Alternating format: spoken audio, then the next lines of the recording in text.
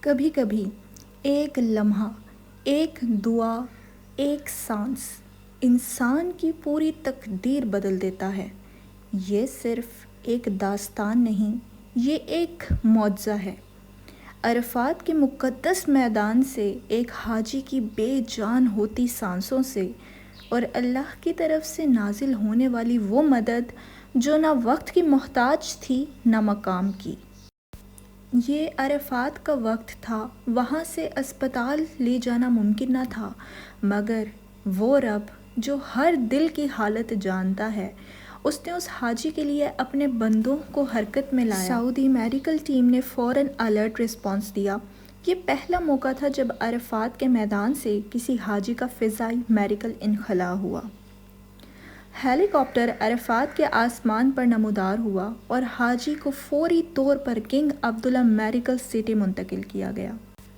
وہاں پہنچتے ہی ڈاکٹرز نے دیکھا کہ معاملہ نازک ہے، دل کے شریانے بند، حالت غیر مستحکم، لیکن ایک امید باقی تھی۔ ECMO ٹیکنالوجی، جسے مصنوعی دل اور پھیپھڑے کہا جا سکتا ہے، حاجی کے جسم میں نصب کی گئی، ساتھ ہی کارڈک کیتھیٹر کے ذریعے شریانوں کی صفائی کی گئی۔ یہ سب صرف میڈیکل سائنس نہیں تھا، یہ دعا، خدمت اور رب کی مہربانی کا مجموعہ۔ چند گھنٹے بعد وہ حاجی جس کی سانسیں ٹوٹ رہی تھیں، اب وہ دوبارہ سانس لے رہا تھا۔ آہستہ آہستہ آنکھیں کھلیں اور لبوں پر پہلا لفظ تھا الحمدللہ۔ ایک لمحہ خاموشی، پھر اسپتال کے عملے کے چہروں پر مسکراہٹیں۔ یہ صرف کامیاب علاج نہیں تھا، یہ رب کی رحمت کی ایک واضح جھلک تھی۔ یہ واقعہ ہمیں یاد دلاتا ہے کہ حج صرف سجدوں کا نام نہیں، بلکہ خدمت، اخلاص اور انسانیت کا درس بھی ہے۔ یہ حاجی صرف مغفرت کے لیے نہیں آیا تھا، بلکہ وہ رب کی قدرت اور انسانوں کی خدمت کے زندہ مظاہر کا حصہ بن گیا۔ اللہ کی رحمت نہ وقت کی پابند ہے نہ جگہ کی، جب وہ چاہے جیسے چاہے زندگی کو لوٹا سکتا ہے۔